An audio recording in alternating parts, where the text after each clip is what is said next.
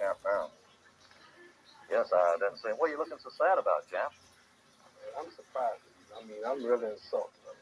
That's not right, what you just said. What do you mean, what I just said? I mean, I'm getting drink of water. I'm late getting on, but you talk. I said something about the greatest heavyweight champ, man. I'm a hometown man, and you talk about Joe Louis, man. Joe Louis wouldn't be nothing for me. Joe, I tell you, Joe, do you think you would have stood a chance with me? Well, wait a minute. One time in my career, I won a Formula One tour. I would have been a bum compared to you.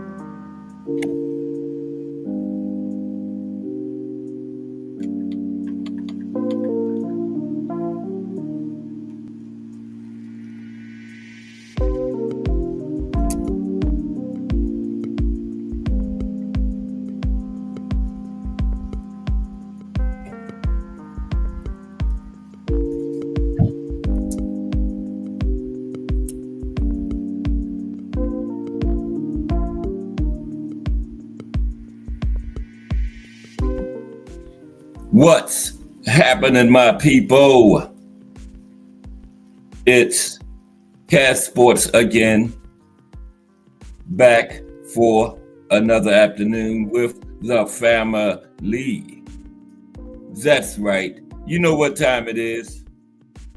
If it's Monday through Friday, 2 p.m., it's the Boxtorian, bringing you all that boxing history. Boxing is the greatest sport of them all. That's why we love it. Can't get enough of it. Miss Cass, Mike Mazik, salute to everyone and welcome to another episode of Cast Sports, the Boxtorian. Today, the Patterson-Johansson Trilogy. The Patterson-Johansson Trilogy. That's the family today. That's right, it's Trilogy Monday. Got a good classic one for you today. Floyd Patterson versus INGEMAR Johansson. 3 brutal fights, all stoppages. Back in the early 60s. Time of Sonny Liston. Didn't have Cassius Clay yet. Customato, the famed trainer Customato, was Floyd Patterson's trainer. And this was before, because Cus was keeping Floyd away from Sonny, Eddie Macon, Cleveland Williams, all those guys. And INGEMAR Johansson became his number 1 contender. And then That's what led to this great trilogy. But it's Monday. We are early in this big week of boxing history. Starting out with Trilogy Monday, as we always do. Good one today. Patterson-Johansson. Everybody enjoyed the fight Saturday. Boots got his man out of there early. But now the haters are saying, well, he took a cherry pick. They're always going to come up with something, you know. So whatever fits their narrative. But a great weekend of fighting. We moving toward that big Riyadh season card in November. David Benavidez and Anthony Yard. I'm looking forward to the Devin Haney Brian Norman fight. That's the one all the buzz is going on about. But today, Patterson-Johansson trilogy. But first, as always, we're going to dig back into the archives and come up with a nice classic fight for our fight of the day. So let's do that now. The fight of the day.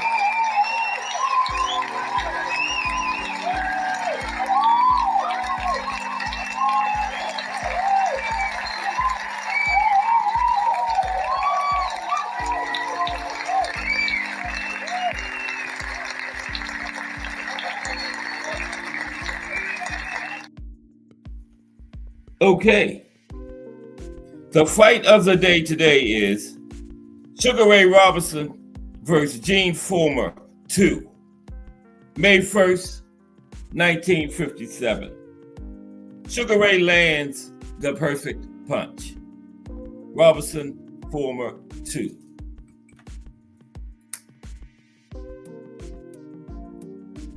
May 1st, 1957, Chicago Stadium. Robinson versus Fullmer 2. The rematch between young Gene Fullmer and the living legend, Sugar Ray Robinson. Pre-fight predictions were mixed, but most thought time was up for the Sugar Man. In fact, Robinson's incredible career had appeared to have entered its twilight several years before. Having dominated the welterweight and middleweight divisions for over a decade, he had failed to capture a third divisional crown from light heavyweight champ Joey Maxim in 1952, when, far ahead on points, the 100-degree heat made it impossible for him to continue. He announced his retirement months later and successfully stayed away from the prize ring for 2 full years. But like so many ex-champions before and after, financial difficulties led to a comeback.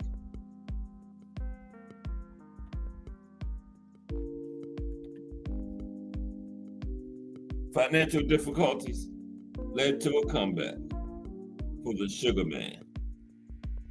There's Fullmer facing Sugar Ray in their first grueling battle. Okay, this was this Robinson Fullmer 2.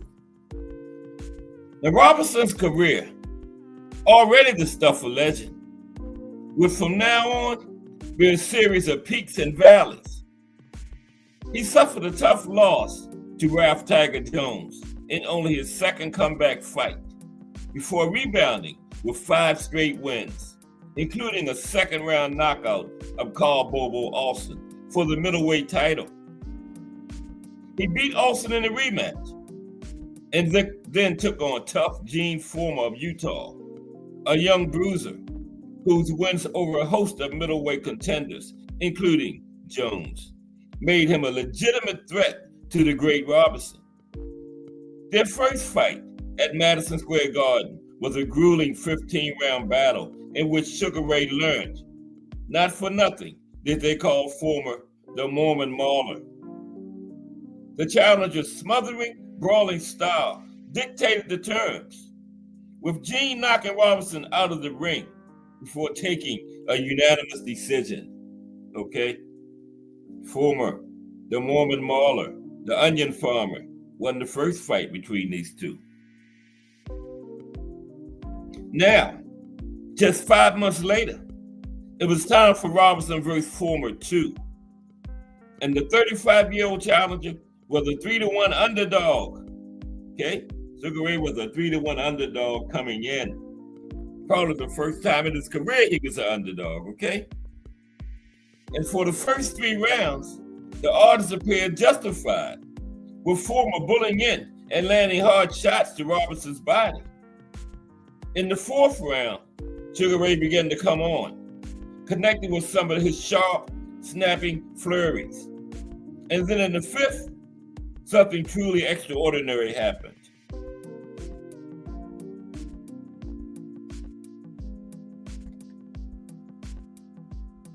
There's Former on the mat, trying to rise.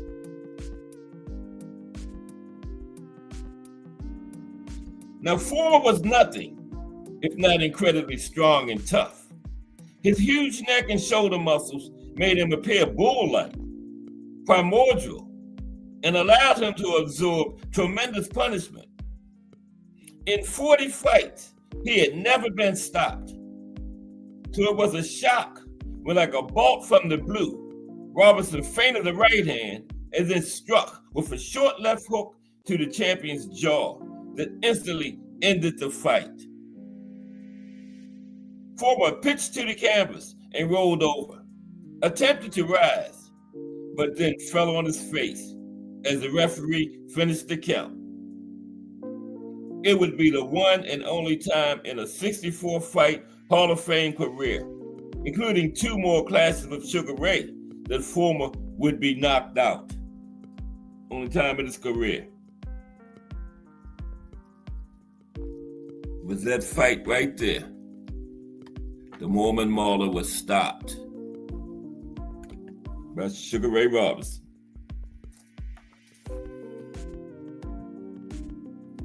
Yep. In 64 fights. I think he had 4 with Sugar Ray.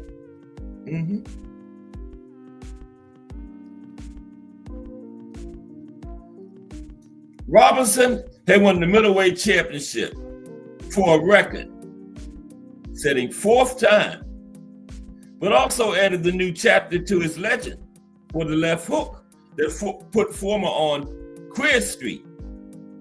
It was delivered with such perfect leverage and timing in such a correct and compact manner, and with such outstanding results that it came to be known as the perfect punch.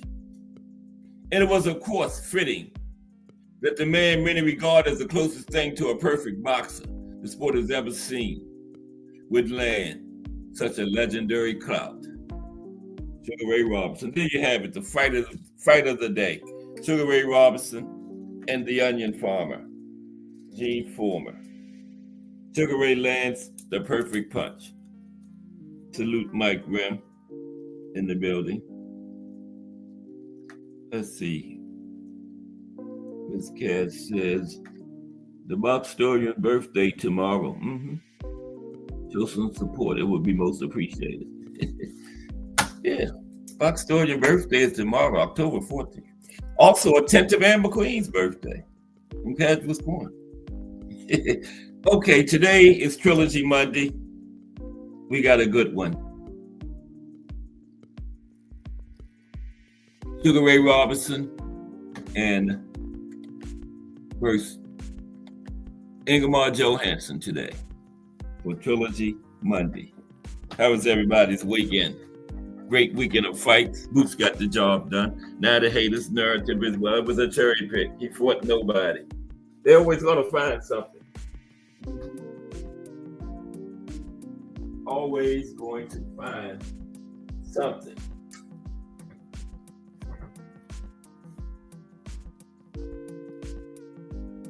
But we saw what happened. And then they say after he knocked him out, he gave the man a couple of cheesesteaks, Philly cheesesteaks. Yeah, knock y'all, but take these Philly cheesesteaks back home with you. I think that was Lima's first fight in the United States too, I believe. Wow. But how's everybody this Monday, Trilogy Monday, at the beginning of a big week of boxing history? So let's get started with our trilogy for today. It's Floyd Patterson versus INGEMAR Johansson. 3 brutal fights, all 3 stoppages too. I think it was 15 rounds back then. I think the longest one was like 6 rounds or something like that. So yeah, 3 brutal fights between these 2 gentlemen. Floyd Patterson, INGEMAR Johansson. Let's get started. The Patterson-Johansson trilogy was a series of 3 highly dramatic heavyweight fights in the late 1950s and early 1960s between American champion Floyd Patterson and Swedish challenger INGEMAR Johansson. Well, for the second one, Johansson was the champion. Floyd was the challenger because Johansson won the first one. But the rivalry featured unexpected outcomes, a title changing hands twice, and a historic comeback. Fight number 1, June 26, 1959, Yankee Stadium, New York City. Johansson, a 5-1 underdog, shocked the world by knocking Patterson out in the 3rd round. Nicknamed Ingo, the Swedish fighter knocked Patterson down a total of 7 times with his powerful right hand, known as the Hammer of Thor, before the referee stopped the fight. 7 times Floyd went down in that one. Fight number 2, June 20th, 1960, Polo Grounds back in New York City. Yeah, Yankee Stadium Polo Grounds were big outside boxing venues, seating like 60, 70,000. Seeking revenge, Patterson won by a spectacular 5th round knockout. With the victory, Patterson became the first heavyweight champion in history to reclaim the title. The knockout was violent and decisive, leaving Johansson unconscious for several minutes. I think it was like 5 minutes he was out. Fight number 3, March 13th, 1961, Miami Beach, Florida. Went down to Miami Beach for this one. Patterson won the deciding match with a 6th round knockout. Both fighters were knocked down in the 1st round of a furious back and forth contest. But Patterson proved to be the stronger man over time and finished the trilogy with a decisive knockout. Floyd took the trilogy 2 out of 3. Okay, so now before we go deep into fights, let's look at each of these fighters' boxing styles. First, Floyd Patterson. First, Floyd. Now, Floyd Patterson's boxing style was a peekaboo style, which relied on keeping his gloves high to become a difficult target. He combined this defensive style with exceptional hand speed and footwork to deliver fast, fluid combinations rather than relying on brute force. His style was unique for a heavyweight, making him an elusive and technically proficient fighter who could surprise opponents with bursts of offense. Now, some key elements of Floyd's style: peekaboo defense. He kept his gloves close to his face, with his forearms protecting his torso, a style he learned from his trainer, the legendary Customato. This made his head a harder target, especially when he was throwing punches. Head movement.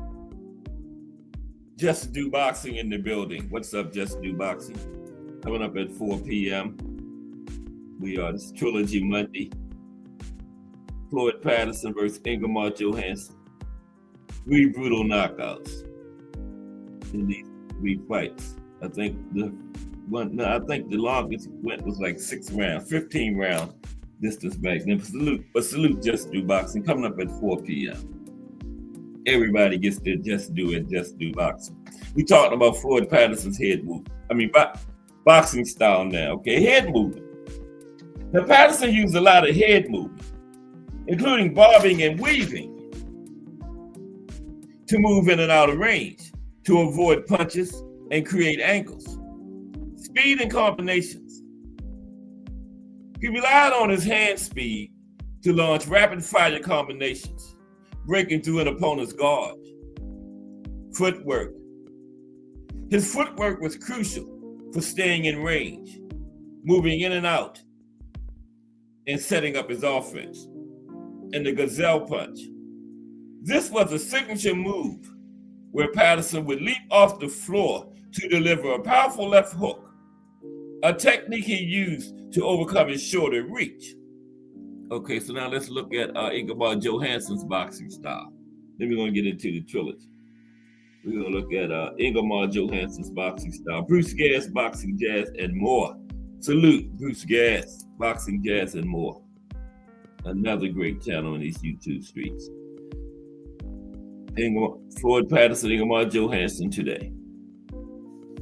Okay. So now we're going to take a look at INGEMAR Johansson's boxing style. And then we're going to get into fight number 1 in this great trilogy. Okay, INGEMAR Johansson, there's INGEMAR up there. INGEMAR Johansson had a classic European boxing style, characterized by a patient, disciplined approach that set up a devastating, explosive right hand he called Otunder, or Tunder and Lightning. Johansson used the flicking left jab to control distance and create openings for his powerful right cross, often waiting for an opponent to become sloppy or overconfident before unleashing his knockout punch. Now, while not known for exceptional footwork or overall ring generalship, Johansson's perfectly timed right hand was his signature weapon. Now, some key aspects of Johansson's style. Okay. His most famous weapon was a powerful straight right cross that could knock opponents out cold. He had a one-hitter quitter, that right cross. It was incredibly accurate and often came after a series of feints and jabs. The left jab. Johansson relied on a persistent flicking left jab to set up his right hand, as well as to control the distance and test his opponent.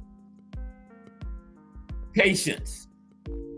Johansson was a patient fighter who didn't overcommit to all exchanges. He would wait for the right moment and the right opening, which made his right hand even more dangerous. Footwork and stance. Johansson alternated between a conventional and a wider stance and was described as having textbook footwork and plenty of ring savvy. His overall footwork was not considered top tier compared to other heavyweight champions. Tactics.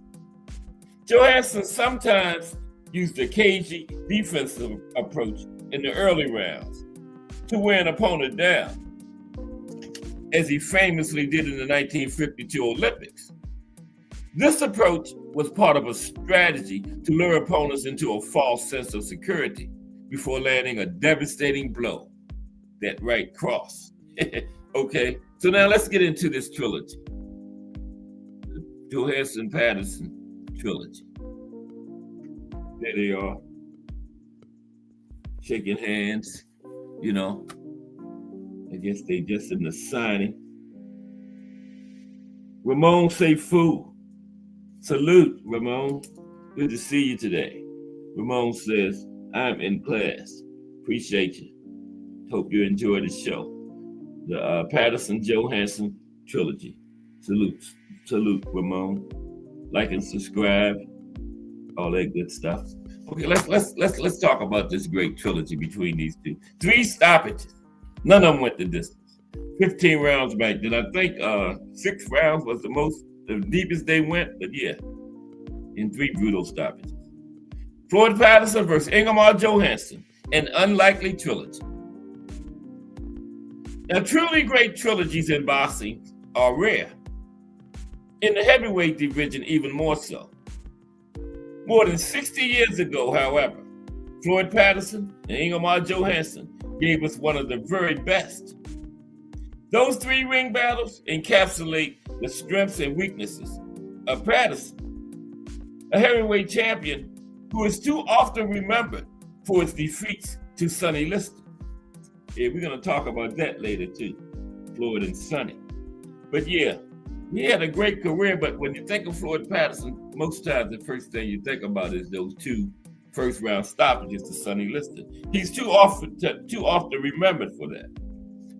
Now, boxing fans today are used to many professional fighters launching their careers following a successful Olympic campaign.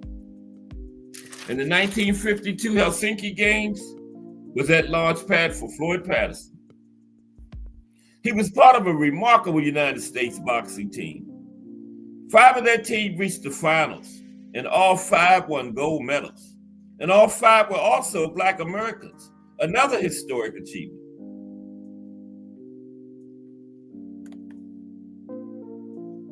So Floyd competed as a middleweight in those games.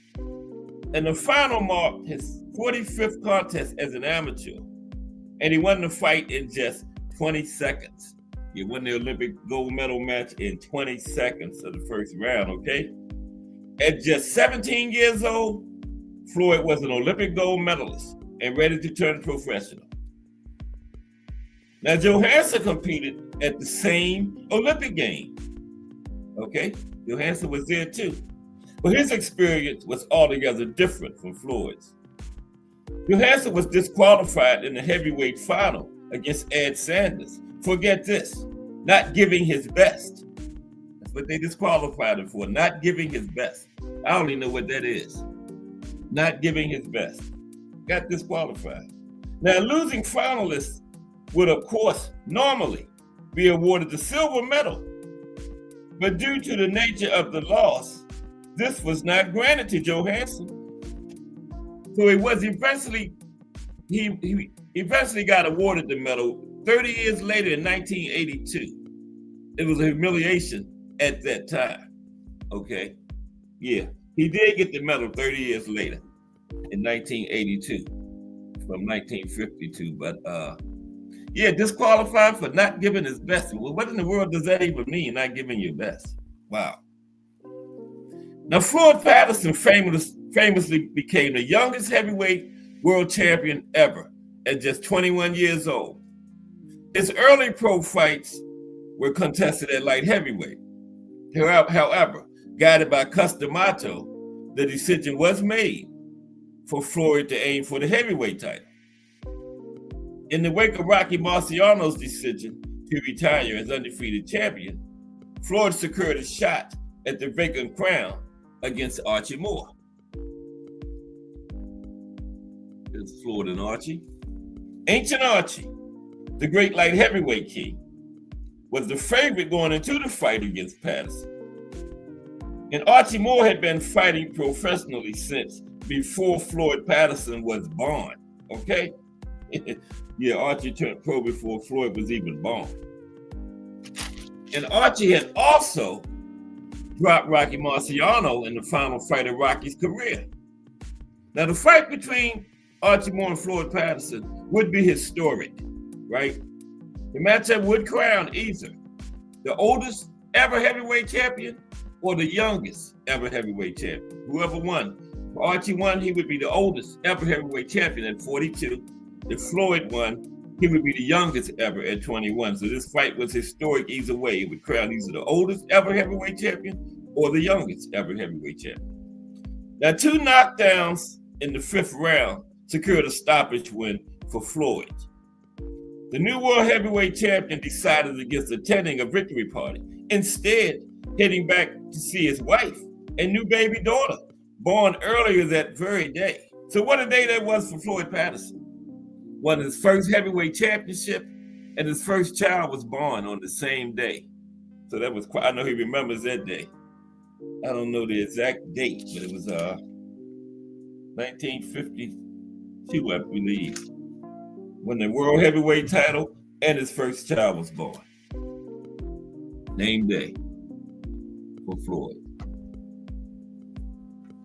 Now, defenses followed against Tommy Hurricane Jackson, Pete Rademacher, and Pete was making his pro debut because Pete was in the Olympics after Floyd, 56 Olympics, and when he fought Floyd Patterson for the heavyweight championship, Pete Rademacher was making his pro debut in that fight.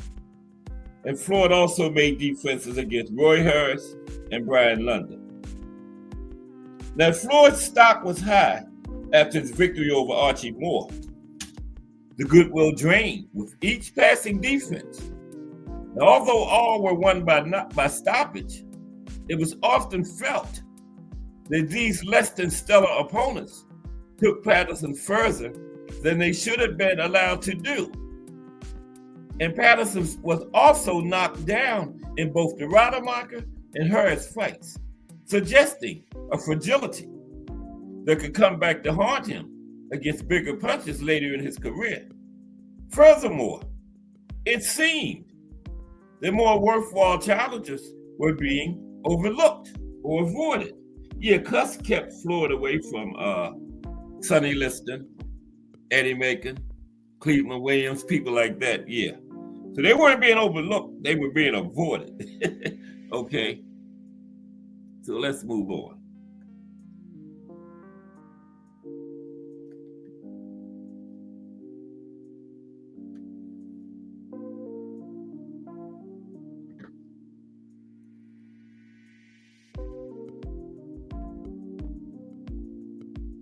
Okay. Let's move on. So by the tail end of 1959, unbeaten European champion INGEMAR Johansson was the highest ranked contender. He would become Patterson's fifth challenger in a fight that took place at Yankee Stadium on June 26, 1959. Okay, that would be fight number one. Yeah, I missed some pictures too, but it's okay. Well, yeah, he became Floyd's mandatory challenger. Took place at Yankee Stadium, June 26, 1959. Now, Johansson outweighed Patterson by 14 pounds. Now, despite this, Floyd was a significant favorite with the bookmakers coming into the fight, right? And of course, Johansson's best weapon was widely known, his powerful right hand, variously known as his Tunder and Lightning, the Hammer of Thor, and Ingo's Bingo. Regardless, it was absent, perhaps by design, when the press watched Johansson train. Unimpressed, they polled 69 sports writers. They wrote about boxing. 63 of them picked Floyd to win, okay? Polled 69 sports writers. 63 of them picked Floyd to win. Now, Patterson wasn't so sure. He said, "I never have seen Johansson fight. I don't care whether he used his right hand in training or not. For all I know, it's his best punch. How soon it will end depends upon Johansson. If he lets me, I will end it early. If he doesn't, maybe he will end it early." Okay?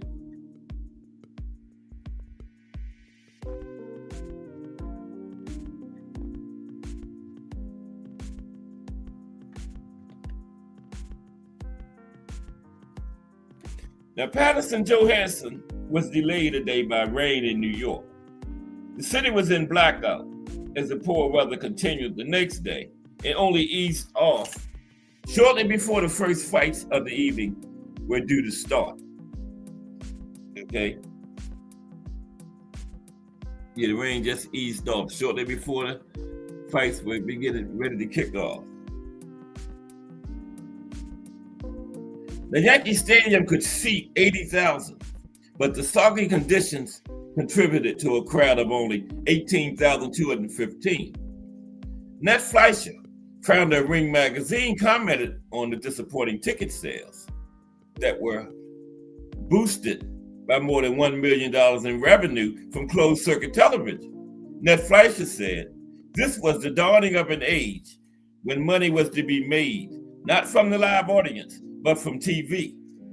In the end, thanks to the closed circuit cash injection, Patterson was paid over $600,000 more than his predecessor, Rocky Marciano, had made in a single fight in his career. Okay? So it's a fight. Fight number one between Patterson and Johansson in this great trilogy. Let's take a look at the first fight. Okay? The first round was quiet. Johansson continually fired out jabs that kept Patterson at bay. Now, the jab on his own was little more than an irritant as Johansson waited for the opportune moment to follow up with the right hand. Patterson was reduced to bobbing and weaving. Now, what little offense he threw was out of range. At the end of the first round, Johansson finally followed up a jab with a right hand, which, despite exciting the television commentators, had little effect. The second round was more of the same, although Johansson threw the right with greater regularity, suggesting he was growing in confidence.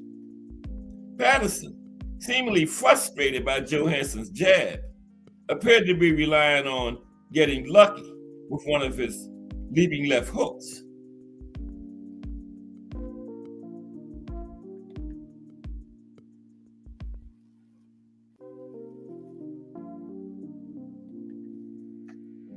The third round, however, more than made up for a lack of action in the previous two, but it was catastrophic for Patterson. He was on the floor early as Ingo's bingo paid off.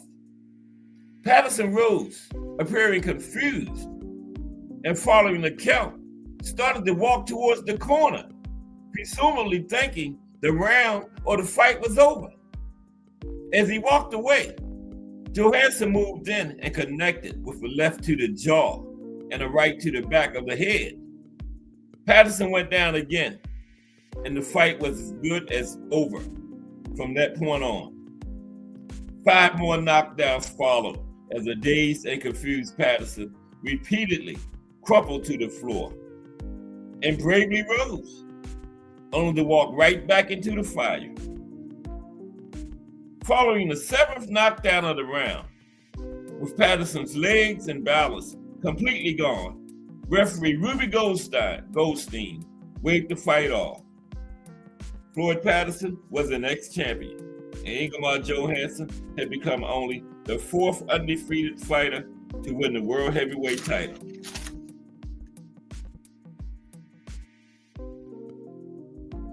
Now, those who felt that Patterson was a protected and vulnerable champion felt vindicated. It was Floyd's turn to feel humiliation.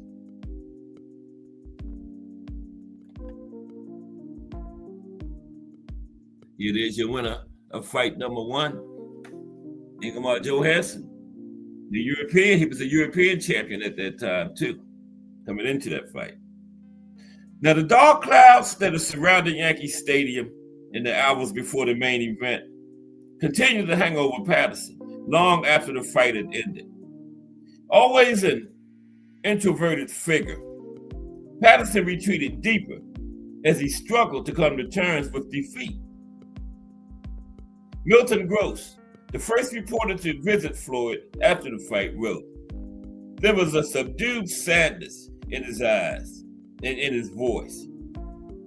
Years later, Patterson said that the first Johansson fight had come too soon after his previous defense. He said, "I had fought 21 days before that, and I went right back into training. I only took 2 days off. By the time the fight came around, I just didn't have that drive, that will." Floyd went on to say, "An intervention from a former foe helped lift his spirits." Okay? An intervention from a former foe helped lift his spirits. Archie Moore sent me a beautiful letter indicating that this could be a blessing in disguise, Floyd said. In other words, in order to be the first to win it back, you have got to lose it first. So over time, the darkness lifted, and almost exactly a year later, on June 20th, 1960, Johansson and Patterson would meet again, this time at the famed Polo Grounds.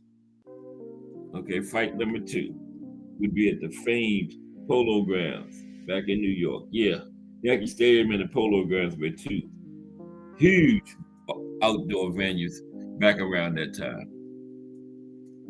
And the first was at Yankee Stadium, second at the Polo Grounds. Now, Floyd was understandably an underdog going into the rematch, but there were some key differences going into this fight. First, it was the only time that Patterson admitted hating an opponent. He had a thirst for revenge. Secondly, trainer Dan Florio had decided that fundamental changes were needed to the peekaboo style that Patterson had used up to this point in his career. Customato was also noticeably absent going into this fight, right? Neither fighter employed a manager for the fight, with Johansson being advised by Edwin Alquist. Finally, Floyd would weigh in at 190 pounds, his heaviest to that point. Okay, heavyweight. Just think of that. He came into the second fight 190 pounds, and that was the heaviest he had ever weighed, fighting in the heavyweight division. Wow. So let's take a look at fight number 2 and see what happened. Okay.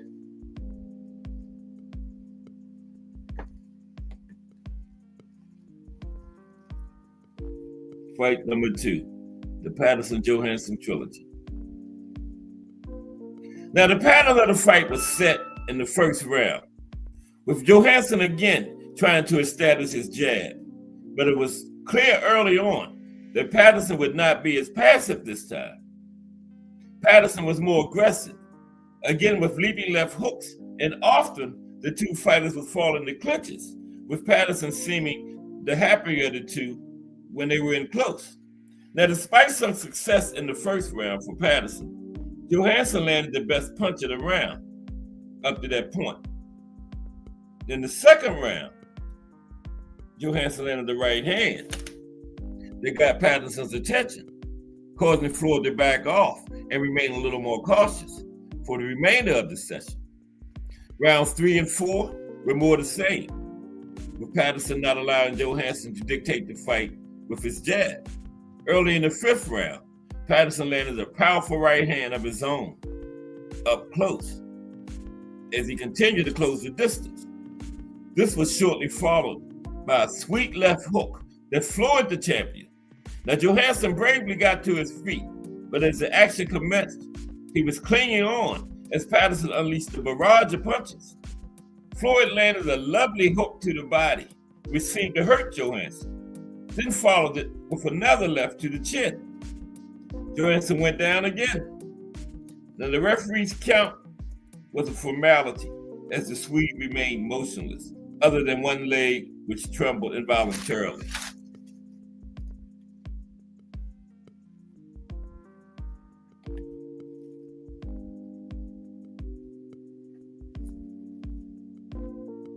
Now, Floyd was caught between trying to check on his opponent and his corner team trying to celebrate with him and raise him aloft. 8 former heavyweight champions had previously tried to regain their crowns, and all has failed. Patterson, already the youngest heavyweight champion of all time, was now the first ever to regain the title. Now, Floyd Patterson, first to do it. Yeah, so there's the winner of fight number 2, Floyd Patterson. So it's 1-1. Trilogy tied at 1 win apiece. And Floyd, already the youngest ever heavyweight champion when he was 21, became the first man ever to regain the title after losing. Okay? I think it's only like 2 others that's done it. Muhammad Ali and I think Evander Holyfield. Right? Ali did it 3 times, Holyfield did it 4. This was the only time that Floyd acknowledged taking Rage into the ring with him. Years later, Patterson spoke about the emotion of going against the man who had torn the title away from him. I just hope that I'll never be as vicious again. Floyd Patterson would not meet Sonny Liston to defend his heavyweight title until September 1962. But that was not the first time they shared a ring. In the moments before the rubber match between Patterson and Johansson in Miami Beach on March 13, 1961, Sonny was introduced to the crowd. He took a bow from the ring, along with former champions Max Schmeling, Joe Louis, and Rocky Marciano. Yep, Sonny was there in Miami, along with some other former champions. They used to do that back in the day at especially heavyweight championship fights. All the other former fighters and champions in the audience, they would invite them up to the ring, and they would take a bow.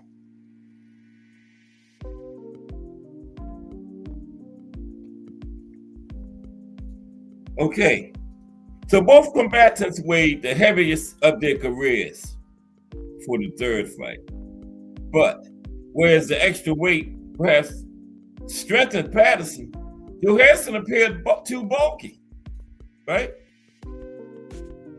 Coming into this third fight, INGEMAR appeared kind of bulky.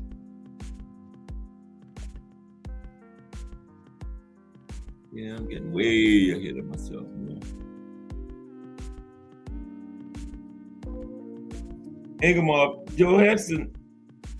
Patterson appeared strengthened by the extra weight, and Johansson looked a little bulky. And maybe INGEMAR knew from the outset that he was not in condition to go 15 rounds, as he set off more aggressively than in the 2 previous meetings. Whereas he had used the right hand sparingly previously in the first 2 fights, on this night, he was looking to land the hammer of Thor early. Now, it soon appeared to have paid off, as halfway through the first round, he floored Patterson. The Floyd regained his feet, but a flurry of punches had him down again. With still a minute to go in the opening round, Patterson was up, but seemingly on the verge of another humiliating defeat.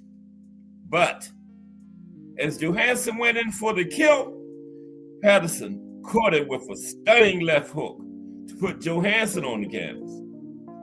Now, INGEMAR beat the count to end one of the greatest first rounds in heavyweight history. Yeah, that was the doozy there, that first round.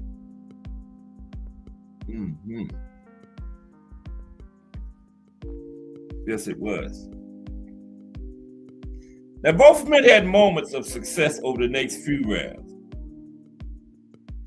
in what was a rugged performance from both boxers, with Patterson marginally establishing superiority as Johansson tired. Now, neither man had been the full 15 rounds in their respective careers up to this point, right? And it looked a safe bet they would not be going the distance on this evening. Neither had ever been the entire distance in their careers. Ray Patterson in the building, straight out of New Jersey. What's up, RP? Floyd Patterson, INGEMAR Johansson today. Salute, RP. Yeah, neither man had been the distance in their careers, and it was a safe bet to make that this wasn't going the distance either. So Johansson sat breathing heavily on his stool prior to the 6th round. Now, despite this, he started the round stronger than Patterson.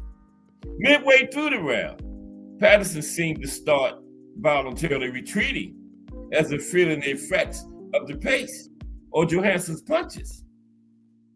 Any hopes of a turn in the tide for Johansson were quickly dispelled when, with less than a minute to go, a chopping right hand from the champion had the Swede on his knees.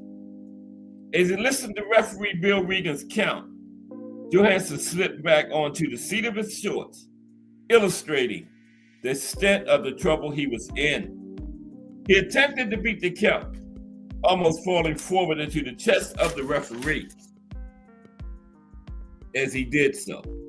Referee Bill Regan waved the fight off as his count reached 10. Although boos from the crowd suggested that some felt it was a hasty ending. He didn't beat the 10 count. Well, what's hasty about that? But anyway, Johansson, however, was a beaten and exhausted man, and Patterson had brought a conclusive end to the trilogy at 2 minutes 46 seconds of the 6th round. And that's as deep as any three of those fights went, was 6th round. Okay? And there's your winner of the third fight and the trilogy, 2 fights to 1, Floyd Patterson. Okay? Now, Howard Cosell was quick to interview the winner. Patterson, forever honest, admitted being very groggy and close to defeat in that sensational first round. Then Cosell asked Floyd about the challenge of the man who was going to cast a shadow over Patterson's legacy. Would the champion be facing Sonny Liston next? It is hard to imagine any other champion other than the enigmatic Patterson coming back with this response. Patterson said, Sonny Liston is the #1 contender. And I've always said, if there's another man out there that can very honestly beat me in a fair and square fight, as much as it hurts, I'd rather see him win the title than myself. Now, despite his win, the press was not impressed with Patterson as a champion. He was too susceptible to right hands and too easily and frequently floored. Some boxing writers felt that Patterson and Johansson both were second-ranked heavyweight champions. Okay, yeah. Some writers said Floyd and Johansson was like second level. Now, it is well known that Floyd tried to escape the scene of his defeat to Liston incognito with the aid of a fake beard and mustache. He also had this disguise prepared prior to the second fight with Johansson, but he won it, okay? Although not required on that occasion, it highlights Floyd's insecurity. Yeah, he left the Liston first fight under disguise, and after he lost the first Johansson fight, he brought that disguise with him to the second fight in case he lost. So, if Patterson holds the unenviable record for the most frequently floored heavyweight champion, then he must also hold a record for being the champion who most often got back to his feet to beat the count. Right?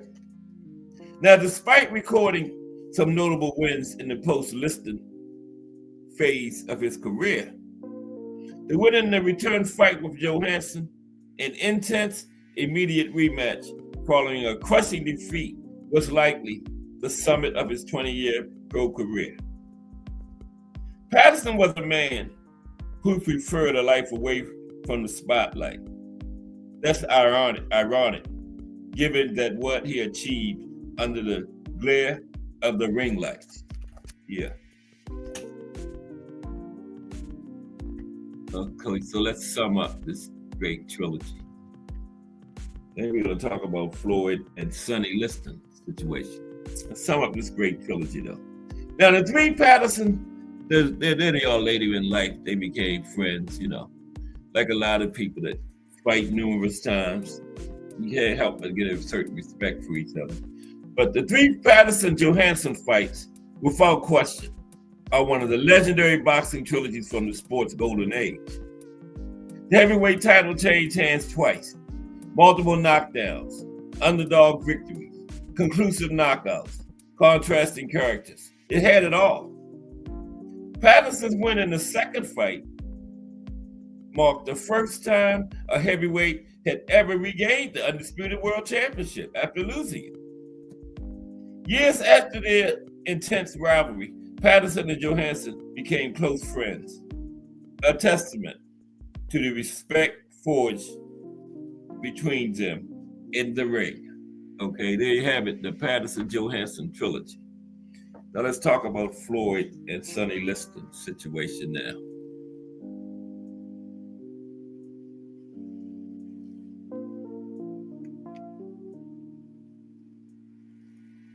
Yeah, okay. Floyd and Sonny Liston. I don't have anything, a picture for them, but the Liston-Patterson massacres. When pride forced Floyd to ignore Cuss D'Amato, because Cuss was keeping him away from Sonny, right? But Floyd went around Cuss and said, I want to fight this man, So you got to give him some respect for that. I don't think he fired Cuss, but he went around him. He said he wanted to fight Sonny, and he did. I mean, he lost twice in the first round, but he got in there with him. Excuse me for 1 minute, please. He got in there with him. Probably wish he hadn't had, but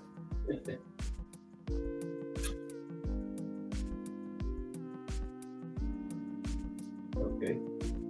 And he brought his disguise to the first fight. Brought his disguise to the second Johansson fight too. Okay, let's talk about Floyd and Sonny's situation.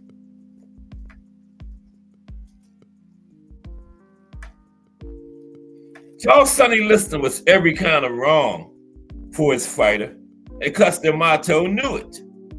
Liston, a longtime heavyweight contender, was avoided by heavyweight champion Floyd Patterson for some time as a result of the shrewd and knowledgeable reticence on the part of his manager/trainer, Cuss D'Amato.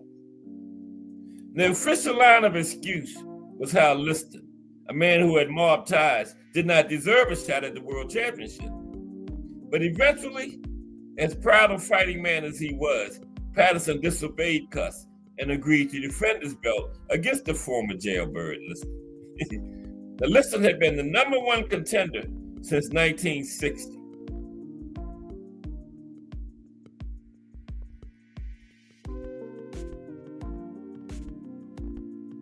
So Patterson gave in to fan demand, to his own sense of doing the honorable thing, and he gave Liston his shot.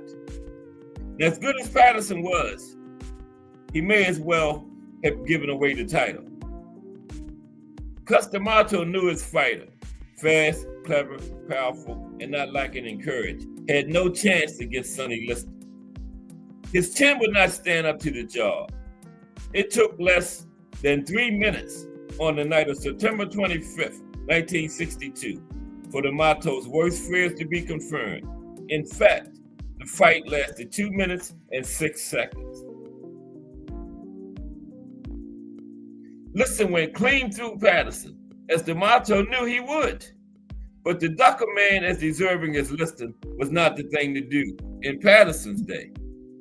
Nor was Floyd the type of person, fighter, man, to take the easy way out. It just wasn't done like that back then, the way it is today, with cherry picking a common offense. And so it was that, due to the rematch clause in the contract, Patterson went in with Liston a second time. Okay? Got back in there with him again. Donnie Williams. What's up, Donnie? How are you today? Yeah, Floyd not only went in there once, it was a rematch clause in the contract. I don't know how Floyd thought he was going to win the rematch, but he took his rematch clause and got back in there with Sonny again. And guess what happened? Let's see what happened. Did Floyd get his title back against Sonny? Let's see. Patterson again showed he was not short on guts, but the return fight, July 22nd, 1963, was a veritable suicide mission on the part of the former two-time champ. Once again, Liston's battering ram fist blew Patterson away. This time in 2 minutes, 10 seconds of the first round, just 4 seconds different from the first fight. Carbon copies of each other. You seen one, you seen both of them. First one was 2:06 of the first round. Second one was 2:10, 4 seconds sooner, right? As has been written often, if Liston and Patterson fought 100 times, the result would have been pretty much the same in each and every fight. A first round stoppage, 100 times, okay? A first round stoppage 100 times would be the result. But though Patterson would have avoided being felled like a tree twice by Liston, had he continued to listen to cuss their motto, where would his reputation have been? In his own mind especially. No, Patterson had to fight Liston, and he knew it. Like a man showing no fear when being walked to the gallows, Patterson bravely but grimly walked to his destiny. A lesser man than Floyd Patterson would have denied Sonny Liston his big chance, okay? But Floyd didn't. Now, you know, you're talking about the 50s, early 60s, always talking about like Sonny Liston, Floyd Patterson, maybe INGEMAR, Johansson, Archie Moore, Ezra Charles. But there were some other good fighters back then too. So now let's talk about some of those other good fighters from back in the 50s, early 60s. Because, you know, always Sonny Liston, Rocky Marciano, Ezra Charles, Archie Moore, Floyd Patterson. But there were some other good ones back there too. Let's talk about some of them. That's Cleveland Williams up there right now. We're going to talk about some of the other good fighters from 50s, early 60s, not named Liston, Patterson, Marciano, Moore, Charles. Okay, some of the other guys. Cleveland Williams is going to be the first one.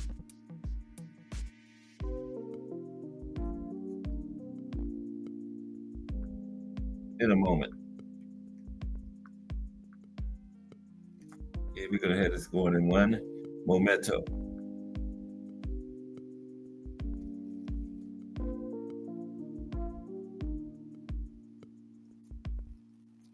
Well, how's everybody? It's Monday. We are right back at the beginning of another big week of boxing history in these YouTube streets. Okay, let's see what happens. Yeah, some fighters other than the big names we're always talking about from that period right now. Cleveland Williams. Okay. Cleveland Big Cat Williams was an American heavyweight fighter who fought Muhammad Ali in 1966. Though he never won a title, the Ring magazine considers Cleveland Williams one of the greatest boxers to not win a title. Sonny Liston called Williams the hardest puncher he ever faced. Williams returned to boxing in 1966 after being shot, which left him with a partially paralyzed hip and a weakened hip joint. He won 4 fights in a row before Ali gave him a title shot later that year. Cleveland Williams. Okay. Some of the other good boxers from that era. Ernie Terrell.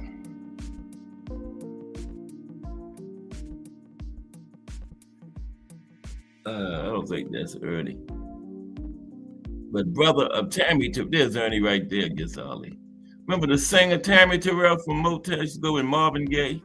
She used to go with David Ruffin of the Temptations. That's her brother. And Tammy died of a drug overdose. Mm-hmm. Great female vocalist from back in the 60s. Yeah. Ernie was a big brother, a boxer. And Ernie was also a musician too. And he had the WBA title from 1965 to 67. You know, because when Ali fought Liston, was giving Liston a rematch, they stripped the WBA, stripped Ali, and Terrell won it. But then Ali did win it back from Terrell to get his undisputed status back, because WBA, WBC was undisputed. But Terrell did have it from 1965 to 1967, was the world champion. Nicknamed the Clutch, Terrell was 6'6" and known for jabbing.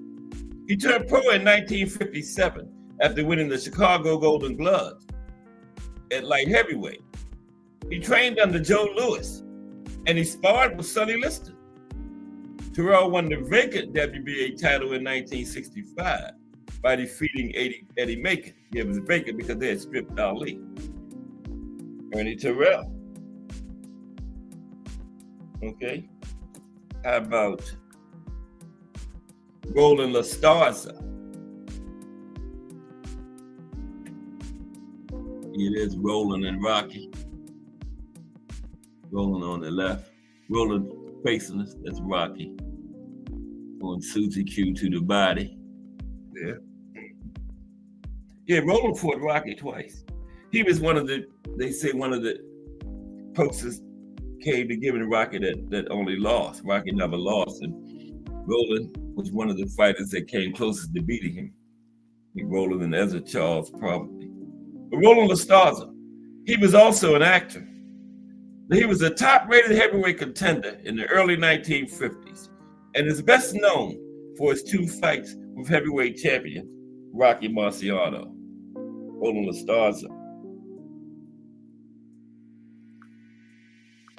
Don Cockell. Don Cockell, there he is. Don Cockell. He was an English boxer, competed from 1946 to 1956. One of the most well-known boxers from the UK during that era.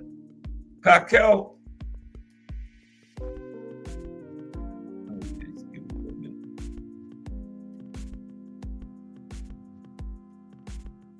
Well, I done lost this. Bear with me for one moment, please.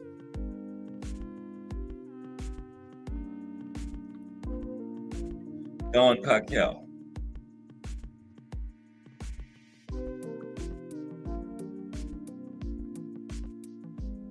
Okay, here we go.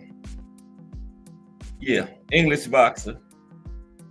And yeah, one of the most well-known boxers from the UK during that era. And he held the English and European light heavyweight titles and later moved up to heavyweight to become the British and Commonwealth heavyweight champion. Don Cockell. Just some of the fighters from that era not named Marciano or Liston or Patterson or Charles or Moore, with some other great fighters back then. Okay. Harry Matthews.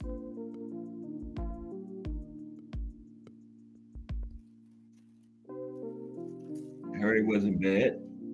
Harry Matthews.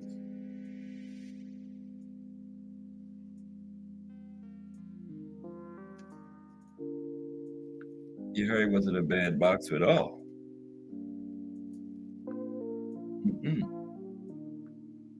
Fought back in that era.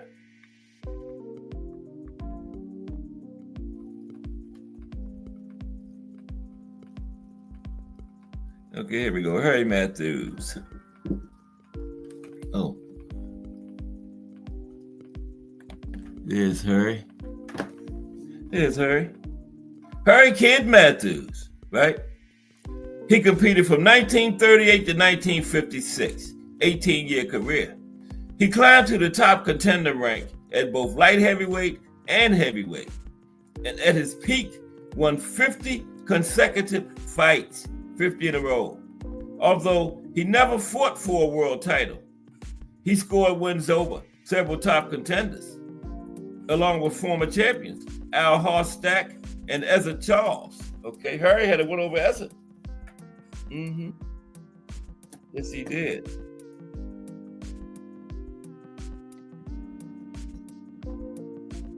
Tommy Jackson. Yeah, Harry had a win over Ezra Charles. Huge name back then. Those are one of the ones always coming up when you talk about the 50s and early 60s heavyweights. Ezra is one of the main ones. We're talking about the other ones that we don't normally hear today, like Tommy Jackson and the fighters that, you know, we're mentioning. Had like 10 of them. Okay, Tommy Jackson. Let's talk about Tommy. Now, Tommy was known as Tommy Hurricane Jackson. Okay. Oh, that's not Tommy. I got the wrong picture. I don't have a picture of Tommy. Yes, I do too. There's Tommy right there. That's Tommy. Okay, yeah, that's Don Cockell right there. And that's Harry Matthews. And there's Tommy Hurricane Jackson. Yeah. Okay. I think Tommy was a little bit darker than that picture I had up there. Okay. Tommy Hurricane Jackson competed from 1951 to 1961. In July 1957, he fought Floyd Patterson for the heavyweight championship. Now, at least he got a shot. He didn't win it, but he did get a shot. Now, Jackson was noted for his stamina, bravery, and unorthodox style as a fighter. And this Pete Rademacher, he was the guy that got the shot against Floyd in his first pro fight. He won an Olympic gold medal, and his next fight was for the World Heavyweight Championship. And he dropped Floyd. Yep. Floyd beat him, but Pete dropped him. And there he is. Pete Rademacher. He dropped Floyd. But you know, they said Floyd's chin was kind of fragile. But Cuss gave him that peekaboo style that protected his chin, but Cuss knew that just wasn't going to work against Sonny Liston, because Sonny Liston just punched right through that peekaboo style. You know? Sonny was punching like that. He'd just punch Floyd in the hands, and Floyd had to go back and knock himself out. So, yeah, Cuss said the peekaboo not even going to save you against the big bear. And it didn't. It didn't. It did not. But Pete Rademacher. Okay, let's talk about Pete. Yeah. As an amateur, Pete got a gold medal at the 1956 Olympics. And he's the only heavyweight ever to challenge for the heavyweight championship in his first pro fight. I don't know if he's the only fighter ever, but I know he's the only heavyweight when he faced Floyd Patterson in Seattle on August 22nd, 1957. Okay, that was his first pro fight. And put Floyd on the mat. He compiled a 15 wins, 7 losses, 1 record in 23 pro fights. Pete did, okay? But an Olympic gold medalist, Pete Rademacher. Now we got the great Eddie Macon. Yeah, Cuss D'Amato kept Floyd away from Eddie Macon too. We're gonna talk about Eddie in a couple of minutes too. You know, that is a very good subject. After we finish this, let's wait for Eddie. We're gonna go deep on Eddie. Let's go to George Chuvalo. Yeah. I got a story on a little thing on Eddie. Couldn't make a whole show out of it. George Chuvalo.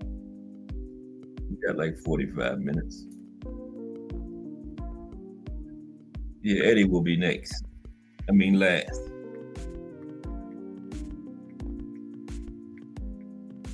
George Chuvalo, the toughest boxer ever.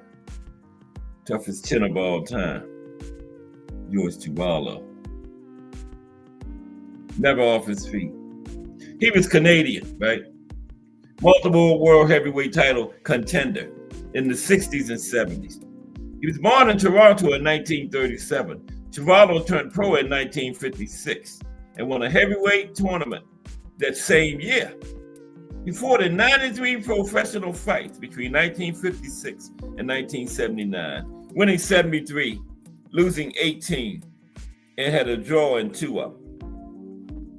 Chuvalo, 93 fights. Chuvalo was never knocked down in his career, including during his famous fights with Muhammad Ali in 1966. He fought right in that era too. He started in the 60s. No, he started in the 50s and went all the way through the golden age, all the way through the 70s to 79. A 23-year career for George Chivallo.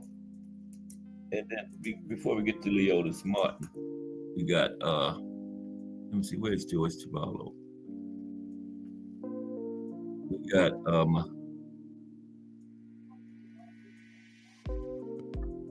that's Eddie Macon right there. There's George Chivallo. And finally, Leotis Martin.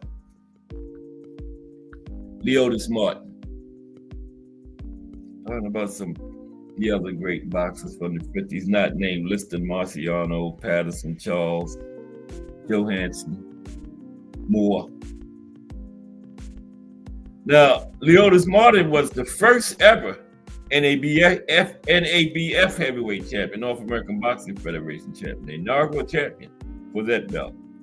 A fairly skilled heavyweight and a good puncher. He beat rated contenders Alvin Lewis, Thad Spencer, Carl Mildenberger, and Sonny Banks. But perhaps best known for his knockout win over former heavyweight champion Sonny Liston. Yeah, Eddie Macon got to knock Sonny out, okay? Not Eddie Macon, Leotis Martin. Leotis Martin knocked Sonny out. Now let's talk about Eddie Macon, the great Eddie Macon there, okay? Because we got about 45 minutes. Yeah. That's Eddie right there.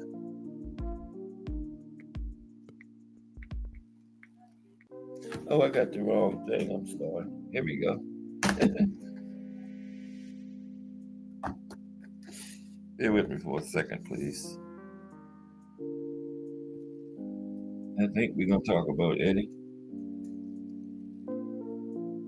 Yeah.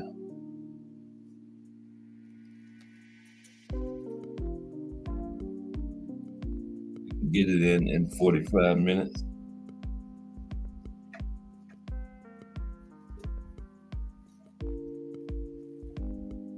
Oh, it's loud out there. Y'all can hear it? Her voice carries. And I hope she ain't on it. I ain't scared.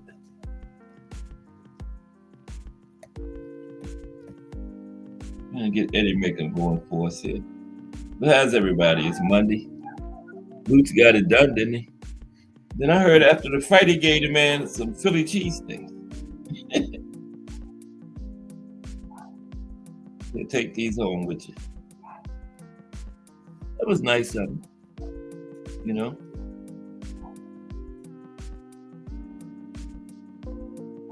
Yeah, so a picture of that. He was handing Lima some. He had two of them, 2 cartons, Philly cheesesteaks. Here we go. The sad tale of Eddie Macon. Okay, let's get into it. There's Eddie up there on the screen. Okay. It's gonna take too long. Oh, come on. Oh, my goodness.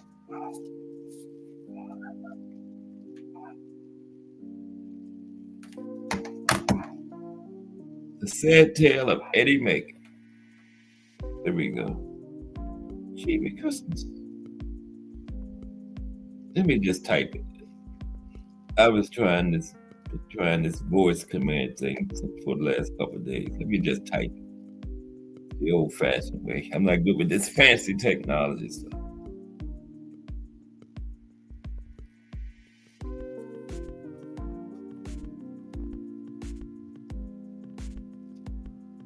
Okay, there. See how quick I got it? The old-fashioned way. Okay, the sad tale of Eddie Macon. She just did that at first. Trying to be fancy. Okay.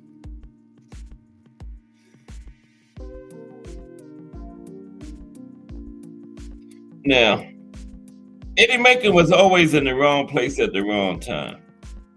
This is how veteran trainer Will Edgerton said he remembered the life of the former heavyweight contender when hearing of Macon's death in 1972. And it is true.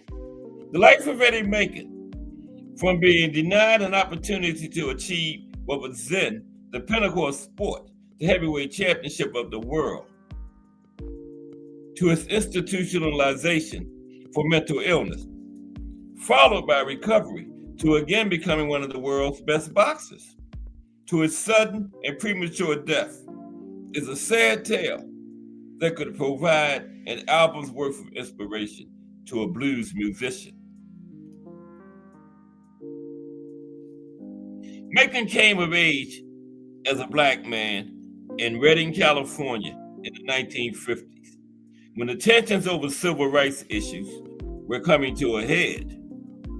Many were tired of waiting for rights to be granted in due process, a slow and sluggish response, which had been American government policy since the Civil War, while others were vehemently opposed to sharing any more rights than they already did.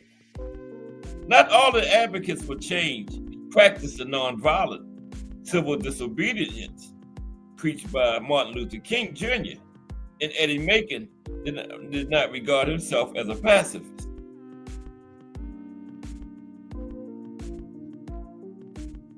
It isn't something you just find in the South, Macon set up the racism in his hometown.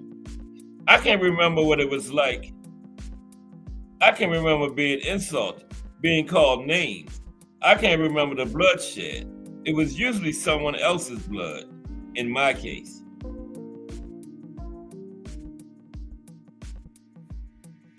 Before establishing himself as the highly skilled, beautifully moving, number one ranked heavyweight contender, Macon attended Pine Street Elementary School and Shasta High School, and was a newspaper boy for the Reading Record Searchlight newspaper.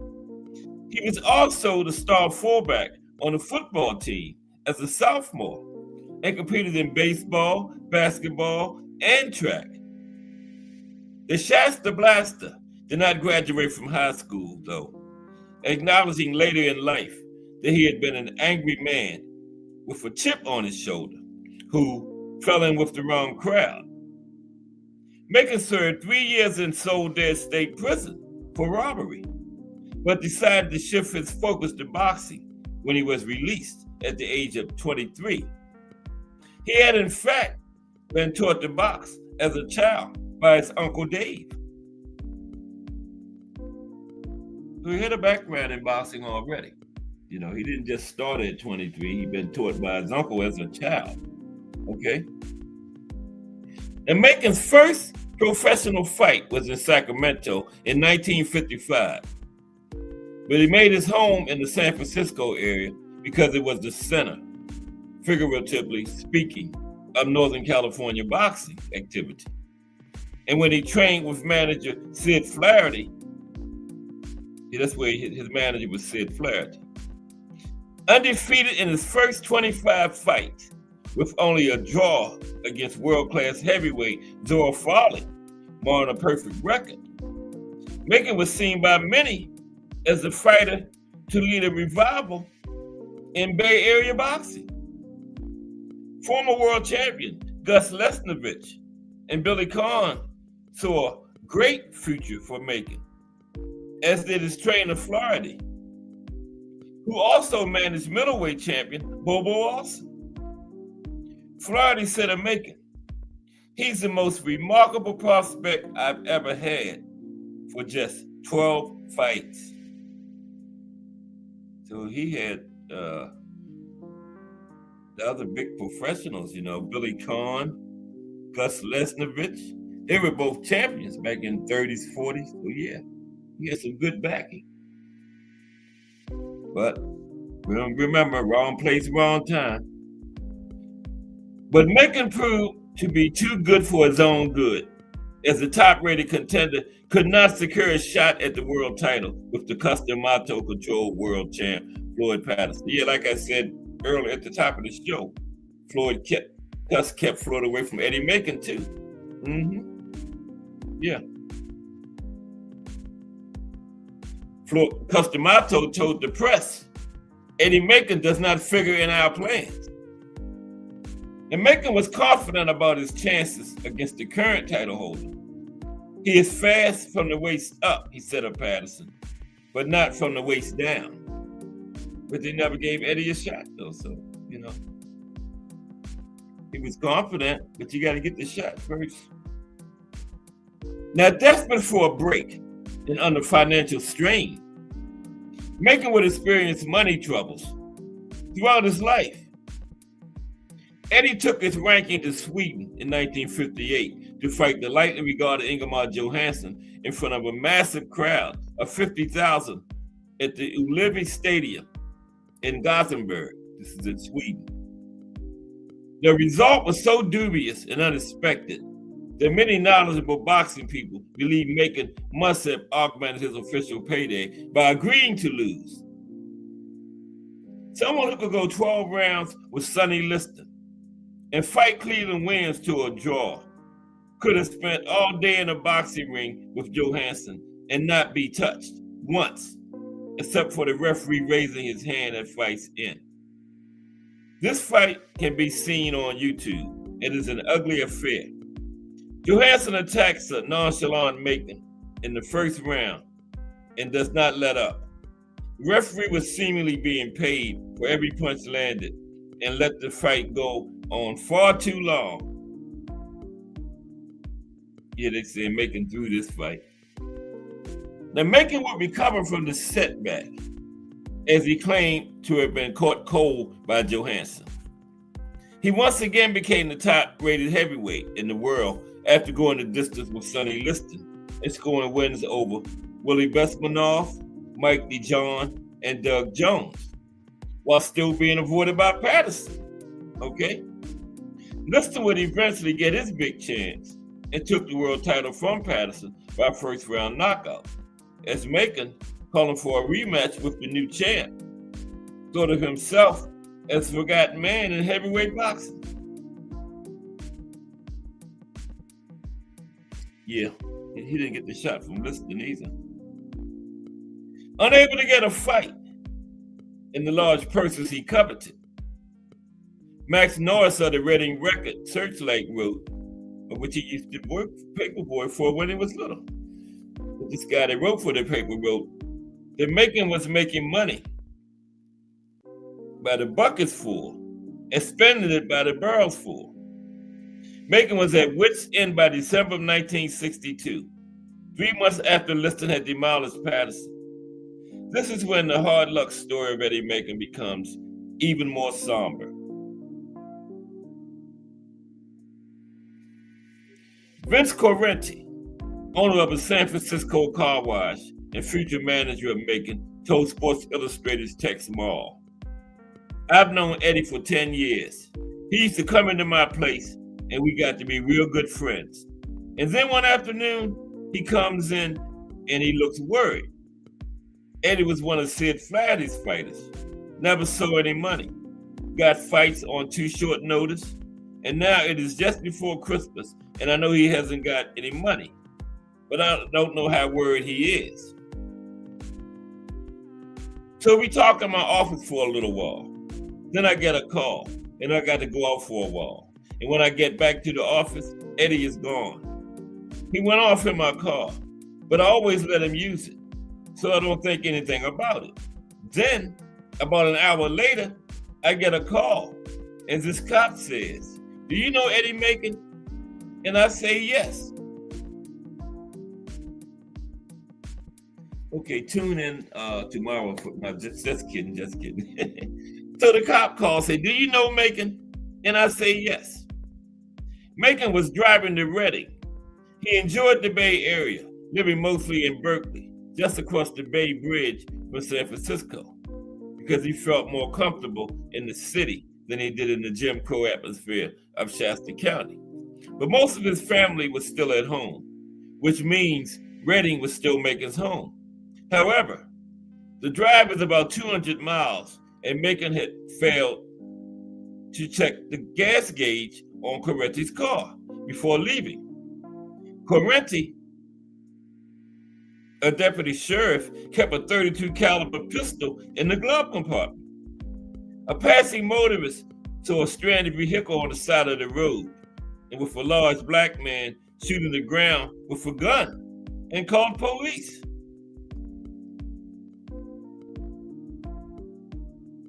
The officer who responded to the call, Bill McCluskey, found Macon on a highway near Vallejo, sitting quietly in Correnti's car with the gun on the seat next to him. He was writing a suicide note to his wife. "I'm thinking of killing myself," Macon told McCluskey, the deputy sheriff, because he was broke and couldn't get a fight and everything was all wrong. McCluskey and his partner drove Macon to Napa State Hospital for psychiatric evaluation. He was no trouble, McCluskey said, but he looked very tired, all worn out. When we drove him to the hospital, he said he felt so bad he might jump out of the car. To tell the truth, I felt sorry for the guy.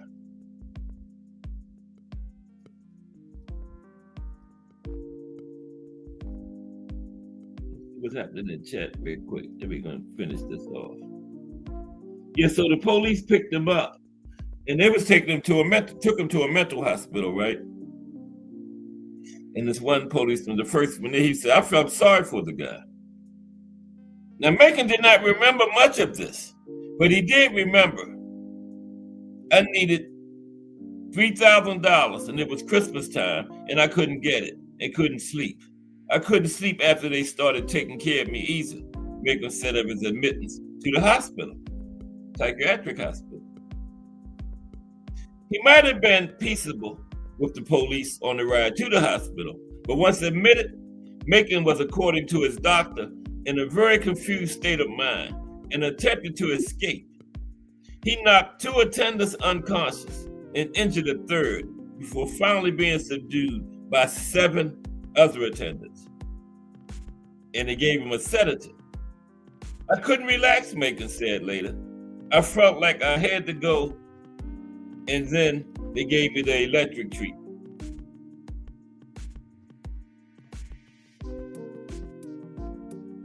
The doctors reported Macon's condition to be serious and dangerous, diagnosed with what today is referred to as paranoid schizophrenia. The medical staff at the hospital stressed Macon's need for treatment. A judge signed a warrant authorizing Macon's confinement in the facility for his own protection. However, Eddie made remarkable progress and was moved at his family's request to a private hospital in San Francisco. And from there, he was released in early 1963. "I don't want to fight for flattery anymore," Macon stated after leaving the hospital. "What have I got for all my years as a ranking heavyweight? Nothing." This is when Correnti, along with the Miskoff brothers, Walter and Leo, bought Macon's contract from FLOYD. Macon was then given a $5,000 bonus and a $1,000 per month stipend on earnings. Veteran trainer Al Cervini was hired by the Miskoff to work with Macon, and he saw noticeable room for improvement, an opinion which he expounded on for Sports Illustrated. His new trainer said, "He stands back all the time. He don't go in underneath."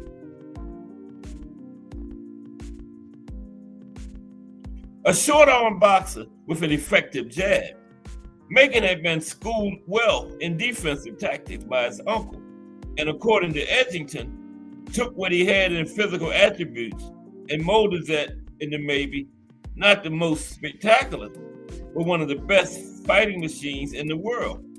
He blocked punches beautifully with his shoulders and gloves, and his hands were fast, so he could beat his longer-armed opponents to the punch. An excellent counterpuncher, Macon would often wait to capitalize on mistakes his opponents made, rather than taking chances himself. But Cervini wanted to change that. He was fighting straight up with a stiff left leg. He couldn't move in and out.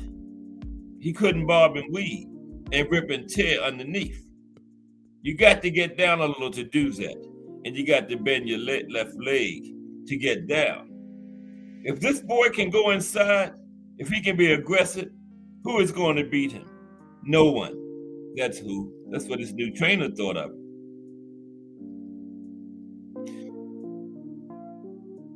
Macon would have mixed results against top opponents following his breakdown and hospital stay. He did beat Jerry Quarry and Joey Obillo, but lost to Manuel Ramos, Carl Mildenberger, and Ernie Terrell. He lost to Floyd Patterson too, with Floyd showing the magnanimity in 1964 that he did not or could not when he was champion and refused to fight Macon. So Floyd finally fought him after he lost the belt.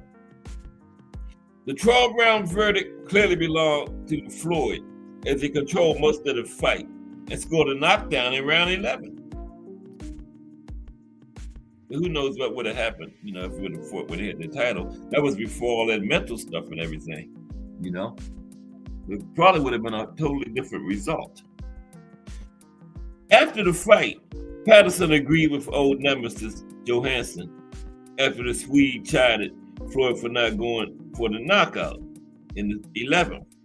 I was winning the 11th round when I heard him, and I looked in his face, and I saw hurt and defeat, said Floyd. This is a man who has had a hard life. He has been broke and in a mental hospital. Should I knock him down further for my own good?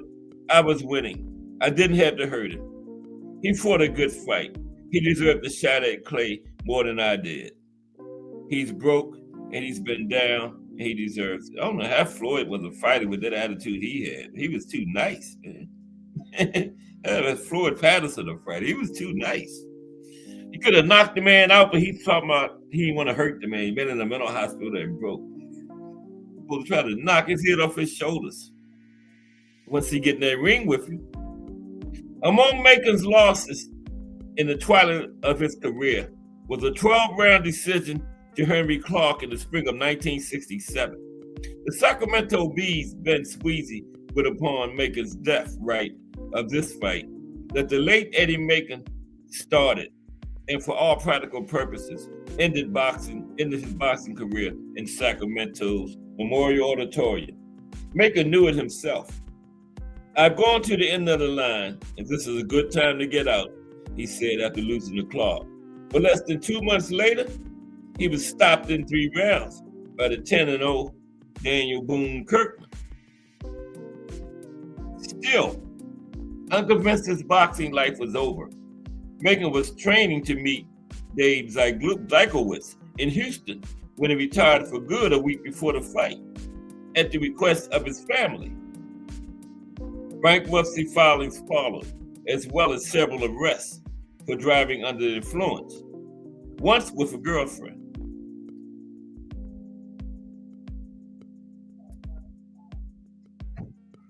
Living in San Francisco and working intermittently as a longshoreman, Macon would regularly visit Redding to see his family, so he liked to keep a distance between himself and that part of his past, remembering the time when he had been invited by a white friend to play around a golf at the Riverview Golf and Country Club. Macon had not been allowed to tee off. The country club had no formal policy about African American membership, but the rules were understood by most. The unwritten rule. The Elks Club, however, left nothing to chance. The words, "No person shall be accepted as a member of this order unless he be a white male citizen of the United States of America, of sound mind and body, of good character, not under the age of 21 years, and a believer in God," were encoded in the organization's constitution. Macon could not understand why baseball great Willie Mays did not speak out more on behalf of his race. Mays' attitude was that he helped his people by being a good player on the field and a nice guy off. Eddie's approach was a bit more abrupt than that. Macon's death in August of 1972, reported by the AP, Associated Press, as Macon having died Monday in an apparent fall from his second-story apartment remains to this day something of a mystery. The 40-year-old was found in his pajamas lying between a post and a car on the driveway below his Mission Street apartment. A 7-foot trail of blood led from the center of the driveway to where his body was found. The autopsy determined Macon had died of shock and blood loss from a ruptured liver suffered in the fall. Wow. Think somebody threw him out? Police found no evidence of foul play, and the investigation into a possible suicide uncovered that Macon was still under psychiatric care and frequently took medication to help him sleep. Family members described Macon as recently being wrapped up in his own sad thoughts. He probably jumped. Macon's wife had left him 3 years earlier, but his girlfriend reported that he had been in good spirits the weekend before he died, but that he would often sleepwalk when taking his medication. It was determined that Macon had most likely fallen from his apartment while sleepwalking. Wow. No, ain't nobody gonna sleepwalk out no damn window. Come on, I can see him jumping, but you ain't sleepwalk. You gonna sleepwalk to the window, put it up, put the screen up, and then sleepwalk out of it? That's ridiculous. They said more than likely he sleepwalked to his death. No. I could see maybe he jumped, but he didn't sleepwalk out no window. Come on, man. GTFO8. You know, get the freak out of here. Okay. But anyway, they said he walked out the window. That's how he ended up down there. I think he probably jumped. He was in a bad place mentally. About 100 people were at Macon's gravesite service, including his 4 children, Norman, Carrie, Diane, and Roberta. His mother, who had buried her husband nearly 2 months earlier, and heavyweight Thad Spencer, who Macon had been training with, right? No, Macon was training this guy, Thad Spencer. Not with, he was training Thad Spencer. The Reverend Monroe Taylor spoke of boxing as a profession that exacts so much and gives so little, and of a blood-sick society that worships the famous and then forgets them. I say to you, sleep on, Eddie, sleep on, said the Reverend. Never more will you have to face the challenges of a cruel and indicting world. There you have it, the sad story of Eddie Macon. Yeah, I don't know about that. They said he sleepwalked to his death. He sleepwalked right out the window. No. He probably jumped. You know, he was in a bad way mentally. That's what I think probably happened, yeah. But Eddie Macon, but that was kind of interesting.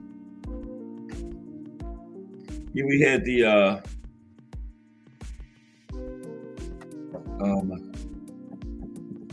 Patterson-Johansson Trilogy today. Next Monday, we have another exciting trilogy. So we got a 4-week boxing history straight ahead of us now. I don't have no idea what we're going to talk about yet, but I'll let y'all know when I know that we're going to be talking about something tomorrow on boxing history.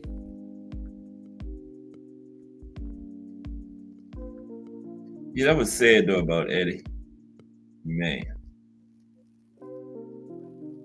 It was a good boxer, but he just couldn't get that shot, man. You know, Floyd Patterson finally gave him a shot after he lost the title. But then Sonny probably would have gave him a shot, but then Sonny ended up losing to Ali. And Ali never fought Eddie Macon. So I don't know what happened there with that. But pretty interesting. Eddie Macon. Let's see what else we got for these last 15 minutes. Yeah, let's talk about Floyd, the fight up there with Arturo Gatti. I got that in here, yeah. Floyd and Arturo Gatti. That was a massacre.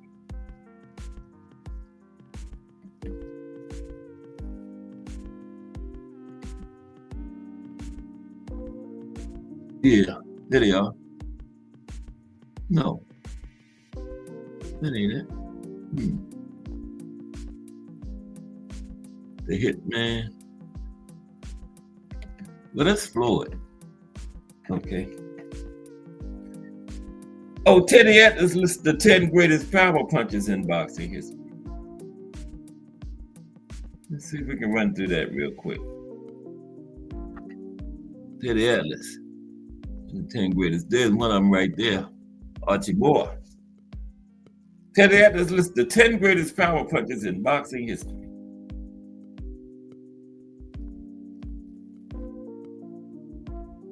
Bob Foster is number 10.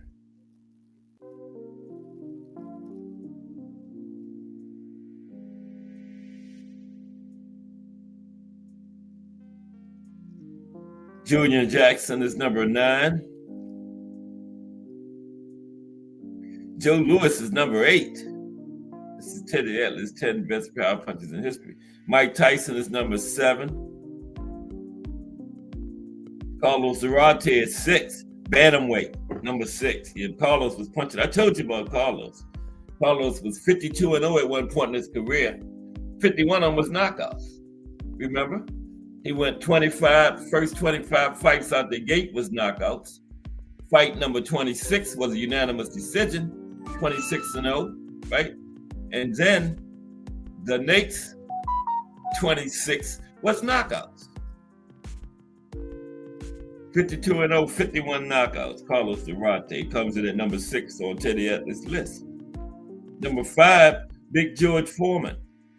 Number 4, Ernie Shavers. Ooh, Teddy don't have Ernie 1. Wow. Number 3, Sugar Ray Robinson. Knockouts? No. 2, Sandy Sadler. 1, Archie Moore. Okay. Yeah, Sandy Sadler was punching like that, though. I would have had Shavers 1, though. Sandy Sadler ain't punching no. I guess pound for pound, though, you know. Sandy was a like featherweight. So pound for pound, yeah. You know, that's what Teddy going by. Yeah, Sandy is up there. When you look at it like that. Yeah. Can't find this thing about Floyd.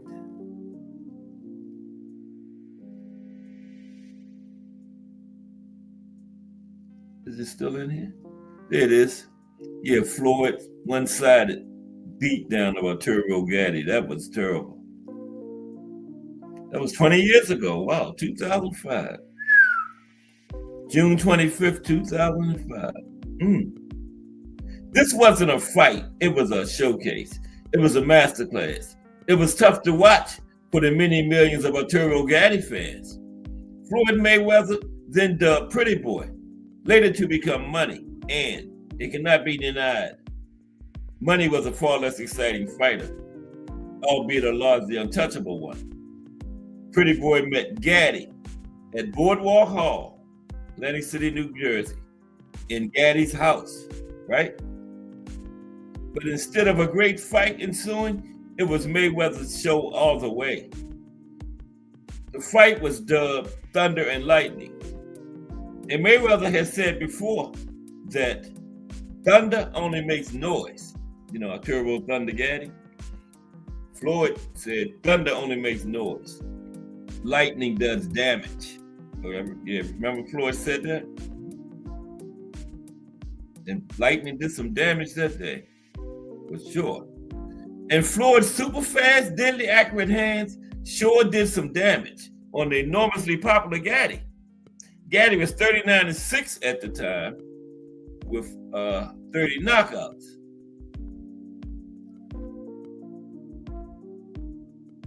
(39-6) at the time with 30 knockouts. And he had long since established himself as the most consistently thrilling ring warrior on the planet. His epic, even superhuman efforts in somehow finding a way to win fights, wars, all out slugfest with the likes of Mickey Ward, Gabriel Ruelas, Yvonne Robinson, and Wilson Rodriguez. Seeing to it that he held a special place in the hearts Of all the fans who had seen him fight, yeah, Gaddy was tough. But Mayweather, Floyd came and he was 33-0 at that time, had 22 knockouts. And having ruled at super featherweight and lightweight, he dished out such a hammering, such a beating, that even Gaddy's awe-inspiring ability at managing to salvage victory from what seemed like a loss, that couldn't even help him in that fight against Floyd. He had to stop it in the sixth, to put on the stool. Mayweather, who was barely touched during the sixth, entirely one-sided rounds, hit Gaddy with everything from all angles. With Mayweather's speed, accuracy, it was all with ease. Now Gaddy fought poorly, even making the rookie mistake of dropping his hands and looking at the referee when Floyd leaned on him. And when he did that, Floyd unleashed the left hook and down went Gaddy. The referee didn't say stop. The writing was on the wall. This was not going to be Gaddy's night. The defending WBC super lightweight champion took more hurt over the course of the following rounds.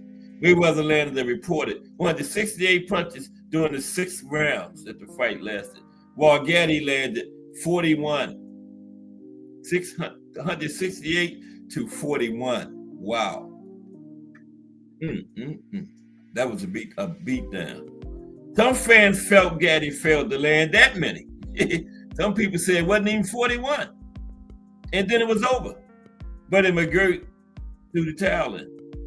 You know, that Arturo will come back and fight another day. And Mayweather was now not only the pound-for-pound best in the sport, he was an established pay-per-view star. In victory, Mayweather, who had called Gaddy a club fighter, apologized for the slur. But in truth, as awful as it was to admit on that night, Gaddy had been made to look like a club fighter. So otherworldly had Pretty Boy looked in comparison. It was a tough fight for Gaddy. 20 years ago, 2005. Yeah, and there you have it. Hope everybody enjoyed the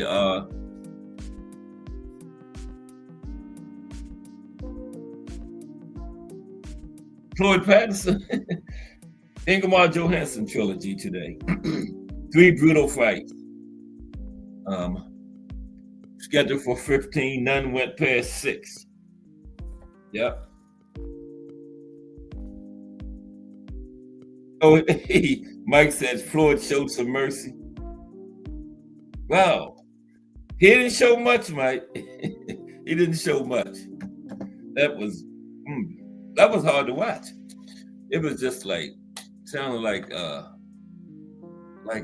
baseball bat beating on meat or something, man. Like, don't stop, thud. And Gaddy he was just hitting him at will, man.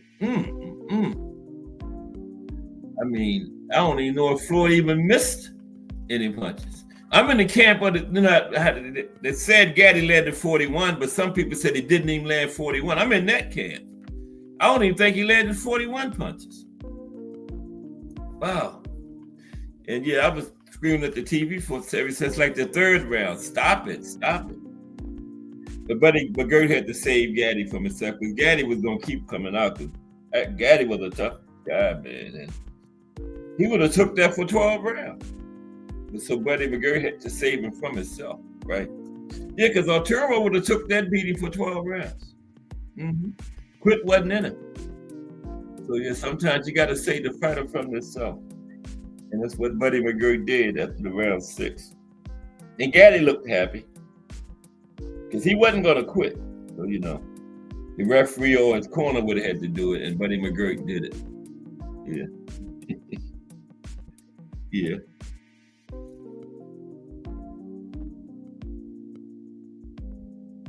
Yeah, oh yeah, him and Mickey Ward, he was in those 3 fights. That's why I say Gaddy would have just stood in there and took that from Floyd for 12 rounds. If Buddy McGirt hadn't stopped it, Gaddy was not going to quit. That ain't in his universe, quit. He would have stood there and took that beating for 12 rounds. Yeah, you're right, Mike. Them 3 fights with Mickey Ward, much more punishment than that.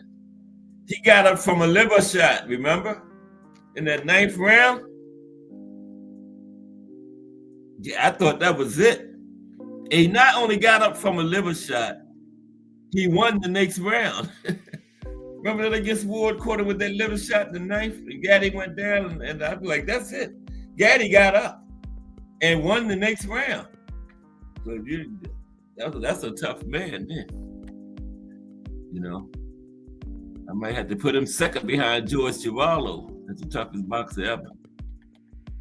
I might have to put Old Thunder second. Man got up from a liver shot and won the next round. That's crazy. Most people ain't even trying to get up. Oh, Gaddy said, it's just a liver shot, man. Okay, but that's going to be it for today. I hope everybody enjoyed the show. Yeah, it did, Mike. Yeah, took a lot out of both of them. After the Thriller in Manila, that was the roughest fights I ever seen. Gaddy and Ward. Yeah, them 3. And they did 3 of them. There was only one Thriller in Manila. Ali 1 and 2 wasn't nothing like the Thriller in Manila, but Gaddy Ward, all 3 fights was like that. You know, all 3 of them. Yeah.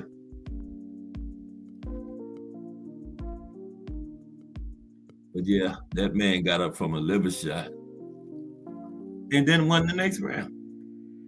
So that was serious. Yeah, that took a lot out of, I would say both of them, Mike. Yeah. But okay, I appreciate everybody for coming through today. Tomorrow is my birthday. I had the birthday show. It's going to be something good too. But I appreciate everybody for coming through today. Everybody have a good afternoon. Just Do Boxing is going to have that balanced, unbiased boxing talk next. Give me everybody to Just Do. Even Ryan Garcia and Teofimo get their Just Do on Just Do Boxing. Everybody get it. So it's coming up at 4. And today we had Donnie Williams, Ray Patterson, Ramon Sifu. Appreciate you, Ramon. Hope you come back. Hope you enjoyed yourself and come back again. Bruce Gas, Boxing, Jazz, and more. Just Do Boxing. Mike Rim, Mike Mazik, and Miss Cass. Appreciate everybody 1,000%. And we'll be back tomorrow at 2 p.m. with another one. If it's Monday through Friday, 2 p.m., it's The Boxtorian bringing you all of that boxing history. Everybody have a great afternoon. I appreciate y'all. And I'm out.